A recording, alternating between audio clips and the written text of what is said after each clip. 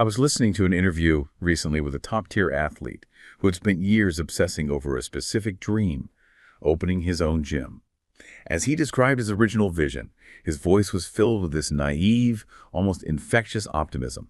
In his head, this place wasn't just a business, it was a sanctuary. He pictured sunny days, just him and his closest friends rolling on the mats, laughing, completely detached from the grind of the real world. To him, owning that key was the ultimate proof that he had made it. But then the conversation took a sharp, exhausted turn. He actually built the place, and the reality hit him like a truck. The brotherhood he fantasized about. It was replaced by the headache of marketing, arguing with difficult customers, and worrying about plumbing repairs. He admitted that the freedom he chased had actually shackled him to a 6-day work week. It was a jarring shift, from the romanticized idea of the thing to the disappointing reality of possessing it. It perfectly illustrates that strange, gnawing sensation we all feel but rarely name. We act like we're standing on one side of a river, staring at a distant bank where everything is perfect. We convince ourselves that if we just get that promotion, find that partner, or buy that van to travel the world, we'll finally cross over. But as that athlete found out, the moment you step onto the other bank, the fulfillment you expected simply evaporates. Why is it that the only paradise we can ever truly inhabit is the one we haven't reached yet? You know, that anecdote, that sudden, jarring shift from romance to possession is the perfect entry point. Right. What you are describing is a fundamental, and I mean maybe even universal, human experience, that gnawing sensation of lack.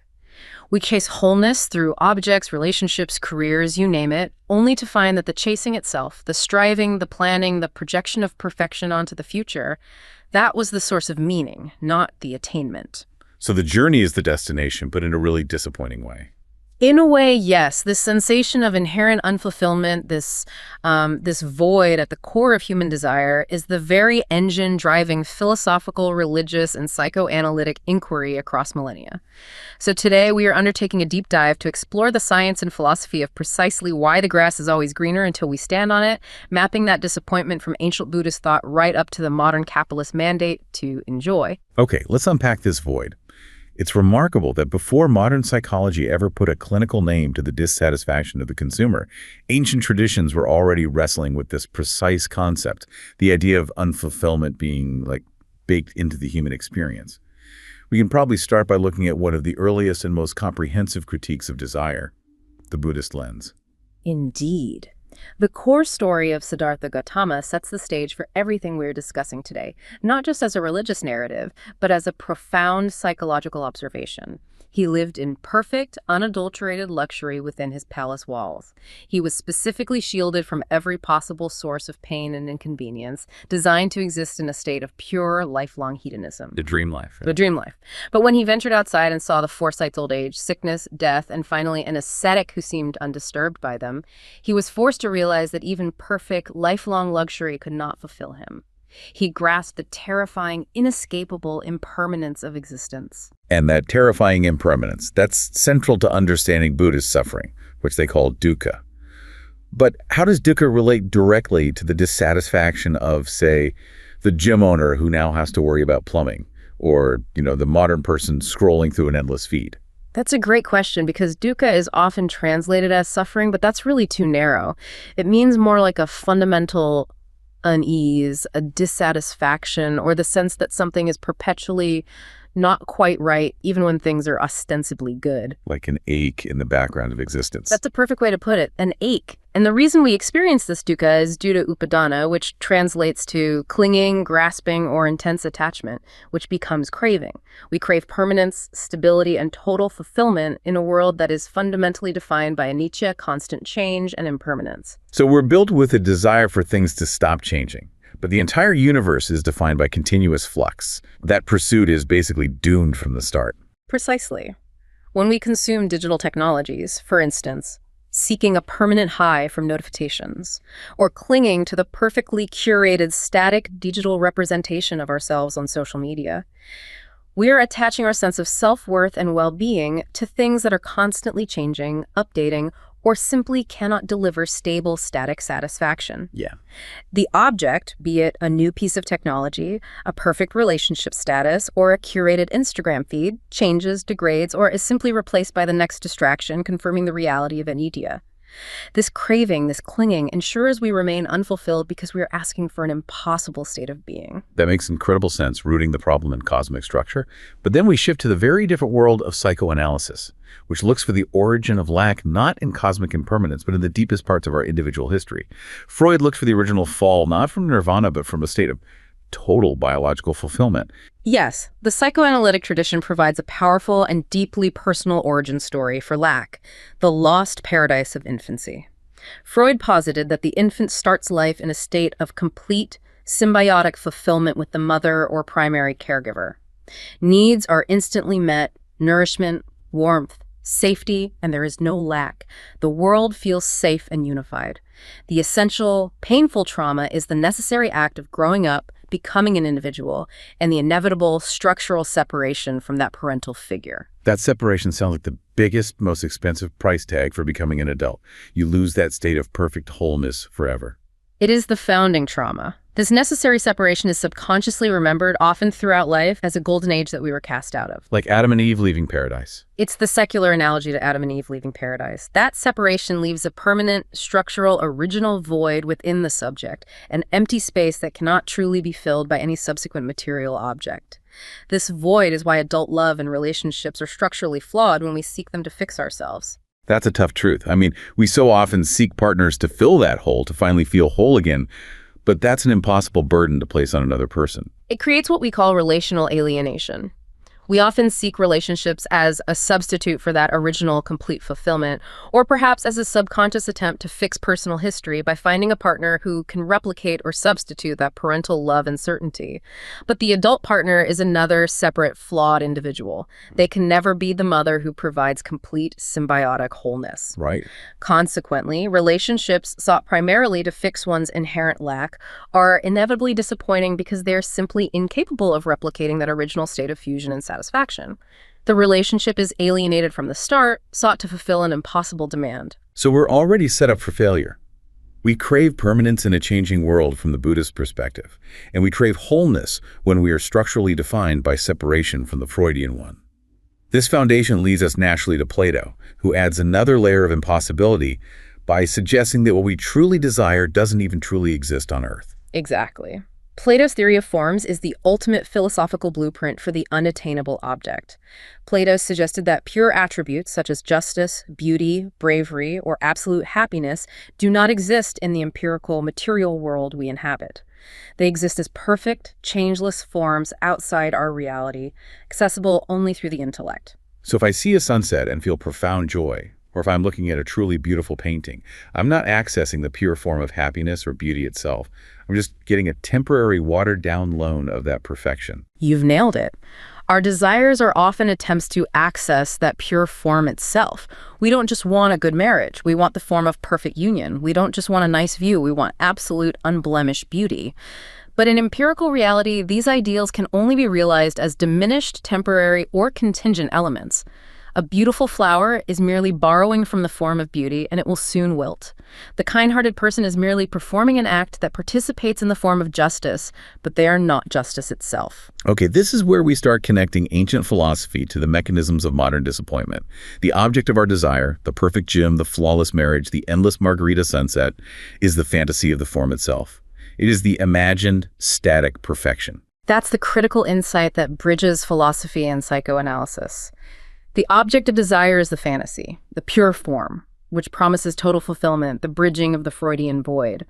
But reality is only the diminished, borrowed stuff we actually possess.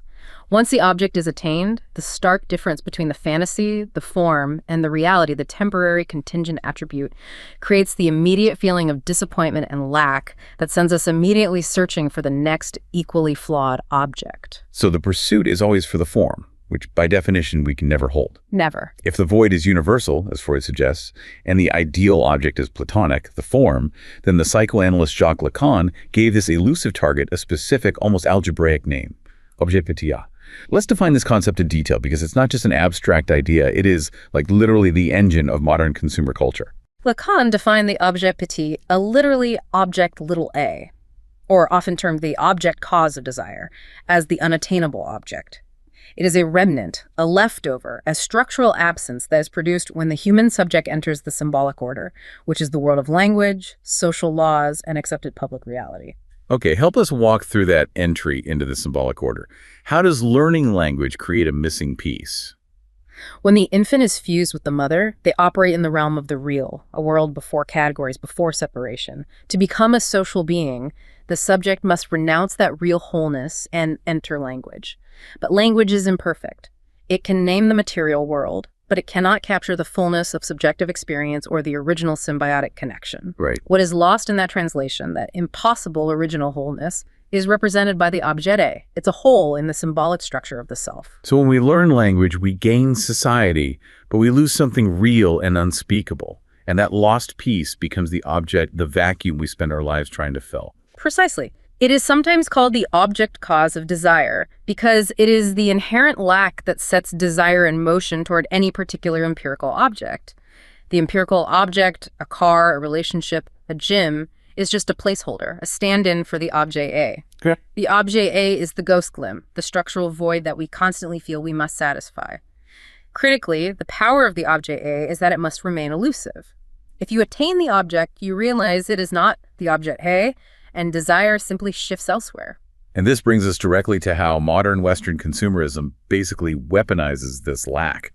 The van life movement is a perfect modern case study of chasing the object A through material acquisition. Let's delve into that. Let's take the story of a graphic designer who bought a Sprinter van. He didn't just buy a vehicle, he spent 6 months converting it, ensuring every detail. The shiplap walls, the farmhouse sink was perfectly aesthetic. Oh yeah, you see those all over Instagram. Exactly. The object of his desire was not transportation, it was a psychological solution. The fantasy he was chasing was what he called a womb on wheels, a space of total safety, mobility, and freedom, meant to silence his urban anxiety. This curated wilderness, often viewed through the filter of social media, was his visual object A, promising a return to that original infantile wholeness he never achieved. You can picture the perfectly framed photograph, the back doors open, framing a burning orange sunset over Big Sur, complete freedom, total detachment, zero stress. Yeah. The ideal form of self-sufficiency. But the reality, as his journal entries revealed, was a far cry from the aesthetic ideal. It included the mundane misery of a broken heater, condensation freezing to the metal walls, and most crushingly profound loneliness. He quickly realized the scenic backdrop only gave his internal void a prettier view. The attainment of the van, the supposedly perfect object, did not fill the structural hole. The van itself was a vehicle, full stop. So the desire wasn't truly for the van or the travel. It was for a version of himself that didn't exist, a self that was free of anxiety and lack. Once the object was attained, it didn't perform the miracle it promised, and the desire simply had to shift to the next object, perhaps a better campsite, a better solar panel, or eventually a new career. This is the genius and the cruelty of modern consumerism. It sells products not primarily for utility, but to sell temporary material patches for an existential whole. The object is not valued for what it is, but for the fantasy, the Platonic form it represents. Once the object is consumed, the realization, that's not it. This isn't the feeling of wholeness, hits. The object has failed to embody the object, proving that the desire was for the lack represented by the object, not the object itself. This continuous realization of failure sounds inherently painful, yet people keep seeking the next product. This suggests that the failure itself is tied to the satisfaction, which leads us to the paradoxical nature of consumerist enjoyment, which Lacan called jouissance. I want to challenge this concept a bit. If the satisfaction is tied to dissatisfaction, why is it called enjoyment? Isn't that just bad consumption? That's an excellent point, and it's why jouissance is one of the most complicated concepts. It's often translated as enjoyment, but it carries a deeply perverse, almost violent connotation. It is satisfaction that is inherently tied to dissatisfaction, often bordering on pain, discomfort, or the transgression of a boundary. Crucially, it fails to meet the symbolic expectation of pleasure. So we buy the van, we feel an intense, fleeting thrill of acquisition. That's the jouissance. But because this enjoyment is partial and tied to the underlying dissatisfaction, the cold, the plumbing, the loneliness, we immediately need the next thing to repeat that cycle of thrill and disappointment. That's the engine of the cyclical quest, and it's essential for understanding the capitalist subject. The capitalist utopia is predominantly virtual. It's the promise of total fulfillment, the form of beauty, perfect freedom. Attainment, however, inevitably brings disappointment, which is the immediate realization that's not it. This failure doesn't kill the underlying desire, quite the opposite. It validates the lack and sets off the continuous displacement onto the next product or fantasy. This displacement, this metonymic sliding of desire, constantly moving from one object to the next, is the formal kernel of consumer culture. It ensures that the lack is perpetually renewed. We see this beautifully illustrated in fiction, but the speed of the shift is key. The energy required to attain the object is far greater than the energy required to discard it emotionally. Think about the definitive spoiled child demanding the golden ticket in Charlie and the Chocolate Factory of Veruca Salt. Oh, classic. She drives her millionaire father to buy millions of chocolate bars, screaming, "I want the golden ticket, I want it now!" The sheer intensity of her demand is almost physical pain. That's jouissance building. The moment she finally receives it, she looks at it for just a couple of seconds with a brief, intense sense of thrill. Then, instantly, she exclaims, "Daddy, I want another pony." Instantly. The satisfaction is immediate, partial, and instantly evaporates, showing how her desire is metonymic. It constantly slides from the object just obtained to the next unattainable object. The object itself is irrelevant, the chase is the point. The object, it might start as a personal psychological phenomenon, the desire for a new van or a perfect friendship. But societies scale this up massively, and this is where it gets really interesting, how collective fantasies manage large populations and stabilize entire political systems. Societies seem to require a shared, structural object as a ton to maintain order. Absolutely. Societies, regardless of their political structure, require a collective object of fantasy to sustain the social bond and maintain stability. These are the shared, tantalizing dreams, the social promises that keep large numbers of people floating despite their everyday dissatisfaction, economic restrictions, or political repression. Like the classic American dream or the lottery. Exactly. Take the lottery. The ticket costs minimal money, but it buys a chance, a minuscule, statistically insignificant chance for total instant freedom next week. Right. The dream of the prize money, the dream of escape from the drudgery, keeps the current bland and restricted existence bearable. The dream of van life functions similarly for those who might never do it. It's a widespread, idealized fantasy of escape from the capitalistic rat race. These fantasies serve as vital social pacifiers, providing a temporary psychological release valve. We have a perfect historical example of how a restrictive political system utilized the unattainability of an object to manage public morale, drawing on Slavoj Žižek's analysis of ideological containment. This deep dive into ideology centers on former Yugoslavia in the late 1980s. The economy was stagnating, but the factory workers, epitomized by a floor manager named Dragan, held on to a specific, idealized dream, owning a pair of authentic Levi's 501 jeans. The blue jean. The blue jean was the ultimate object. It didn't just represent clothing, it represented the West. Not the real complicated West, but a utopian fantasy of abundance, freedom, consumer choice, and coolness. So they could endure the daily hardships and the gray reality of the socialist system because they held on to the horizon dream that the West was a perfect place where things were whole and complete, symbolized by this one specific attainable object. And here's the key Zizekian twist. The political system functioned better precisely when the genes were unattainable. The fantasy served as a massive social pacifier, allowing workers to blame their current frustrations on the lack of the genes or the repressive regime that restricted them. They clung to a horizon dream, the idea of jumping to the cushy life in West Germany, rather than confronting the fundamental structural inconsistencies and economic failures of their system. The dream gave them strength to continue their bland existence, even if they never seriously intended to cross the political border. But the anecdote notes that he finally obtained the genes, and that act of attainment ruined everything. It did.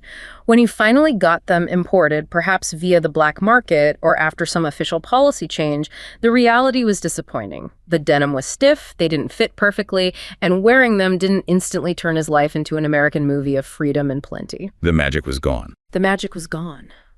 The moment the object, though, was attained and found disappointing, the fantasy that had been masking the structural flaws of the political system collapsed. The disappointment over a pair of stiff pants redirected attention to the underlying political and structural lack. The illusion was gone, and the workers had to face the mundane reality of their political situation without the crutch of an external, idealized fantasy.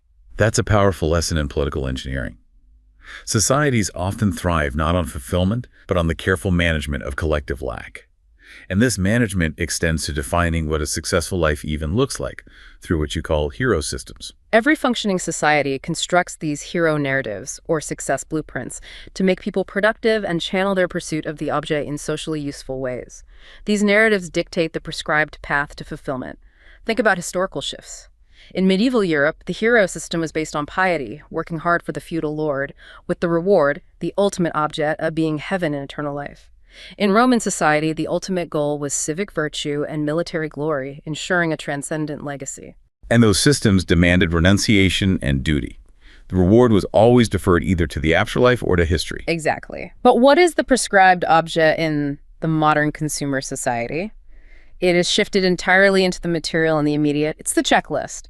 Owning your own house, perhaps with a white picket fence, 2 cars, mandatory exotic holiday trips every summer, and accumulating a specific set of consumer goods, a high-end espresso machine, an expensive outdoor grill, maybe a boat or an RV. Yeah, the whole setup. The fantasy of fulfillment is delivered only by doing the things modern society dictates: intense, productive work, conspicuous consumption, and debt accumulation. So the goal remains the same, finding that sense of completion. But the objects have become secular and material, and the path is dictated by the market.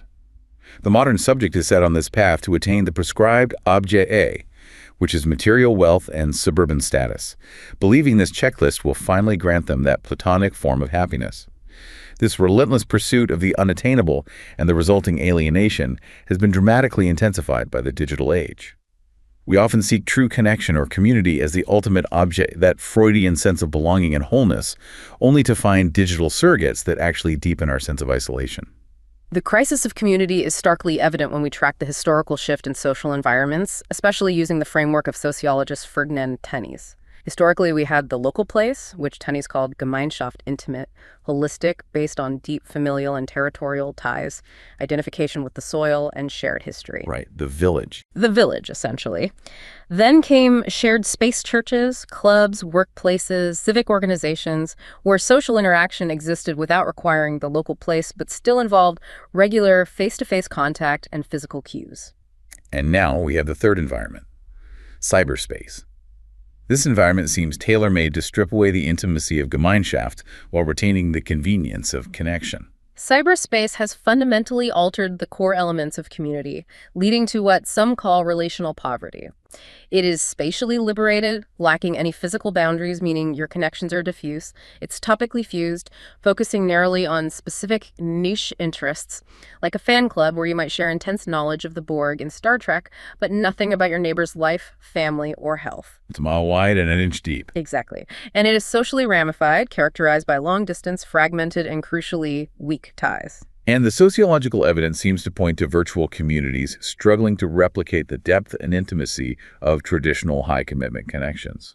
Absolutely. Virtual communities lack the elements of Gemeinschaft-type relationships required for true emotional support. They are characterized by limited liability. You can move or ghost a relationship with one click of a mouse or simply change your profile. Yeah, there's no consequence. There's very little. They are psychologically detached because they lack identity recognition in voice, tone, physical cues, and gestures, which also encourages deception or inappropriate behavior due to anonymity. This low level of trust and commitment makes replicating the emotional safety and support of traditional communities very difficult. We are often left with companionship that is wide but shallow. So while the internet promises expanded, enhanced community, the form of total belonging, it often results in unfulfilling, weak relationships that can't bear the weight of existential demands.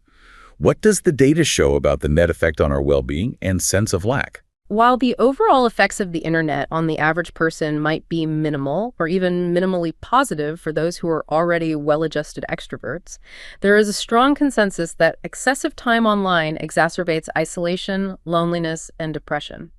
This is particularly true for those who are already lacking social support or for introverts who substitute online life for real-world interaction. Excessive internet use can take away time once spent in essential face-to-face socializing, leading to a quantifiable reduction in deeply personal, high-commitment interactions. You trade quality for quantity. Here's where the philosophical critiques come back with force, specifically the existentialist perspectives, which view digital life as fundamentally alienating. This is where we tackle the technical jargon of Heidegger head-on, specifically Gestell or inframing. Digital alienation is defined as a deep sense of lost connection to authentic existence, compounded by the commodification of attention and the fragmentation of presence.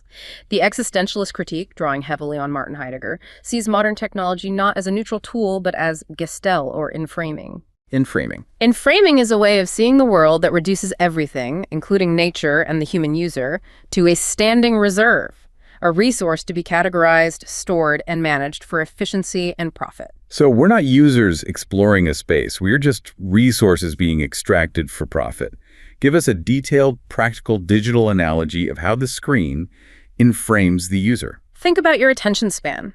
The platform does not want you to contemplate, it wants you to scroll. The design reduces your complex thoughts and emotions into simple, measurable metrics: likes, clicks, time spent viewing. The smartphone screen is literally inframing your experience, reducing your subjective attention and desires to a storable resource for algorithmic manipulation and advertising. Wow. When you use your phone, you are reduced to a data point, an attention generator, leading to a dehumanizing, anonymous existence Heidegger called the they-self, or Das Man. You stop being you and start being what the algorithm thinks you are. That commodification and reduction creates specific, deep types of alienation. Let's look at those manifestations in detail. We can track 3 primary forms of alienation manifesting in the digital age. First, temporal alienation. Digital interruptions, notifications, updates, constant refreshes. The fear of missing out cut time into small, fragmented chunks. Constantly. This ruins the serene continuity necessary for Buddhist mindfulness, existentialist contemplation, or genuine, deep existence. Your attention is always fractured, pulling you out of the present moment and into the machine's clock. And if time is fractured, so is our sense of self in relation to others. That's relational alienation. Exactly. Social media encourages us to present selectively pared-down images of our self-curated profiles, highlight reels of achievement, the perfect vacation picture. This manufactured image replaces intimate, authentic contact with what philosopher Martin Buber would call ayat relationships, a commoditized engagement where the other person is viewed as a resource for validation rather than a genuine, compassionate, I-thou being. We're relating to profiles, not people. And the engagement itself is measured and monetized. Finally, there is ontological alienation, the fragmentation of identity itself. Digital platforms often impose identity fragmentation, forcing users to maintain multiple, slightly different, and sometimes contradictory personalities across different platforms: the professional LinkedIn self, the anonymous gaming self, the curated Instagram self. While this can seem liberating, it ultimately hinders the recognition of a stable, true selfhood and contributes to a deep alienation from authentic being. The digital self becomes a performance tailored to platform expectations, reinforcing conformity over existentialist authenticity because you're constantly optimizing who you are for the inframing machine. This brings us full circle. We've defined the psychological lack, we've named the unattainable object A, and we've charted how the digital world exacerbates the problem by alienating us from time and community. Now let's synthesize this into a grand critique of the modern condition, which is one of mandated lack. The shift in authority here is one of the most frightening concepts we've covered. It is the defining shift of the late 20th and 21st centuries. We moved profoundly from a society of prohibition to a society of commanded enjoyment. Traditional, pre-modern forms of social organization, Victorian society, early industrial capitalism required subjects to renounce private enjoyment, sacrifice personal desires, and submit to duty, piety, or discipline. Renunciation was the price of social acceptance. Today, that structural demand has been transformed into its opposite. The benevolent-sounding call we hear everywhere is enjoy. It's on every ad, every pop-up, every product label. That seemingly innocent, benevolent call, enjoy Coca-Cola, or you deserve this upgrade, actually embodies the violent, irresistible dimension of a commandment. Lacan identified this as the superego injunction. A superego injunction. Duty is no longer a duty to sacrifice, it is transformed into a duty to enjoy. This is where the structural lack becomes weaponized. You're not only free to consume, you're obligated to consume and to demonstrate that you're enjoying it. This creates a strange kind of pressure. It's no longer enough just to work.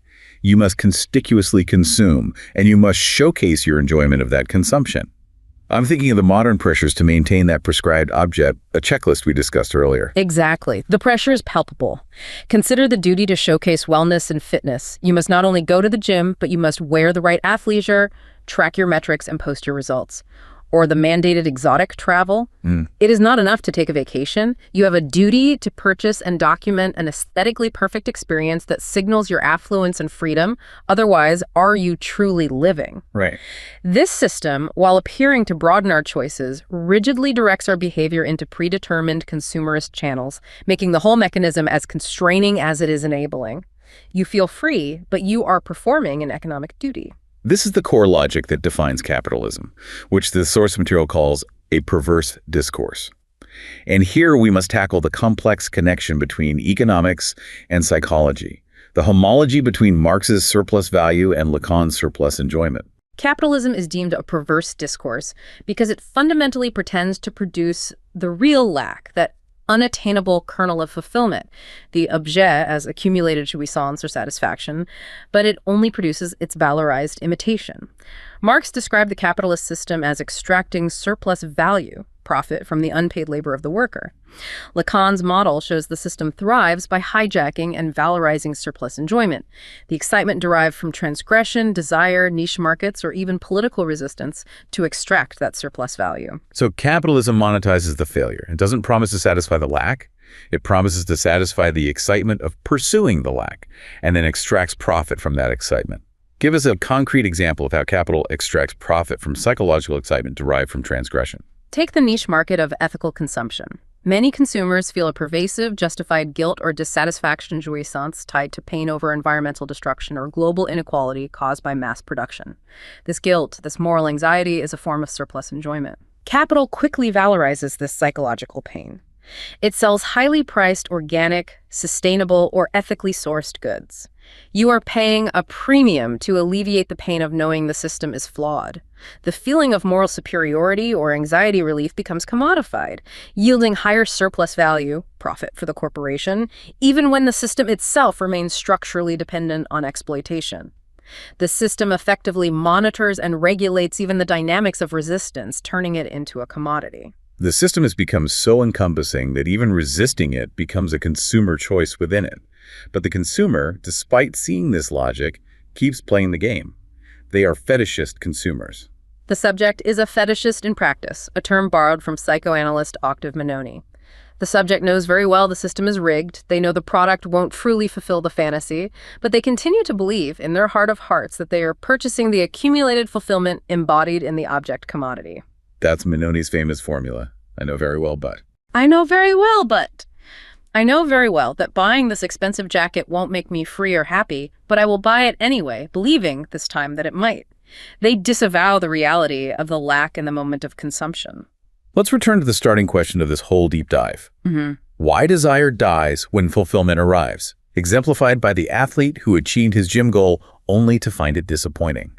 This entire system seems designed to prevent genuine structural fulfillment by keeping us in a state of perpetual pursuit. That disappointment is not a failure of the subject. It is the fundamental function of the drive in the capitalist system, which is exploiting a core biological truth about us.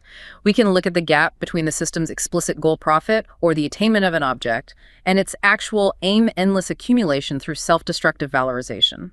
The system's survival depends on never reaching the ultimate satisfactory goal, because if the goal is met, the system stops. And what does this mean for the individual subject embedded in this system? If I achieve the object, the gym, the van, why does the satisfaction instantly vanish? The function of the human drive is not to reach the goal or the object, because satisfaction would mean the drive's disintegration, the cessation of striving. The true satisfaction, the jouissance inherent in the process, is found in following the aim, which is to perpetually circle the object. This is the structural reason the athlete was happier in the pursuit of the gym than in its ownership. The chase is the reward. So we are biologically and psychologically set up to seek, not to find. The lack is not a flaw. It is the engine that keeps us moving, productive, and consuming. Absolutely. This aligns neatly with evolutionary pressures. The hunter-gatherer, who was perpetually hungry, constantly searching for the next resource, was the one selected to survive and spread their genes, not the one who achieved a moment of total, paralyzing satisfaction and stopped hunting. The capitalist matrix is ingenious because it inserts the illusion of full autonomy in the desiring subject, pushing them into a one-way trip of endless production and consumption, ultimately serving its own logic of valorization. The subject only thinks they know what they are doing, while their actions are fundamentally driven by this disavowed master. Capital, exploiting our inherent structural lack. This has been a profound journey, mapping the terrain of the unattainable. We started with a simple personal disappointment of an athlete who achieved his dream of owning a gym. And we followed that thread through ancient philosophical arguments about why true happiness is the Platonic ideal that cannot be held.